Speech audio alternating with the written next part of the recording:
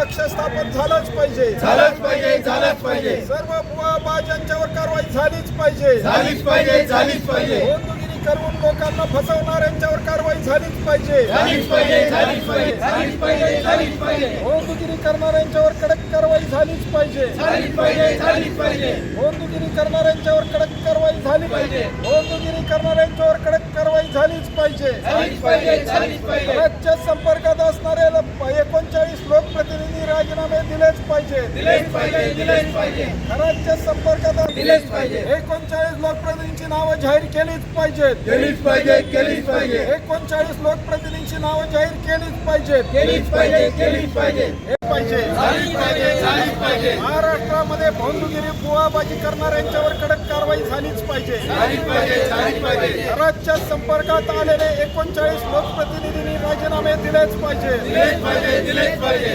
राज्य संपर्कात आलेल्या लोकप्रतिनिधींची 39 लोकप्रतिनिधींची नावं गृह खात्यानं जाहीर केलीच पाहिजे, केलीच पाहिजे, केलीच पाहिजे, लोकप्रतिनिधींची नावं गृह खात्यानं जाहीर केलीच पाहिजे, केलीच पाहिजे, केलीच पाहिजे, गृह खात्याला अशा प्रकारची बंधुगिरी करणाऱ्यांच्यावर कारवाई झालीच पाहिजे, झालीच पाहिजे, झालीच पाहिजे, बंधुगिरी बुवाबाजी करणाऱ्यांच्यावर कडक कारवाई झालीच पाहिजे, झालीच पाहिजे, झालीच पाहिजे, पोलीस स्टेशन मध्ये अंधश्रद्धा निर्मूलन कक्ष स्थापन झालाच पाहिजे, झालंच पाहिजे, झालंच पाहिजे, पोलीस स्टेशन मध्ये अंधश्रद्धा कक्ष स्थापन झालाच पाहिजे.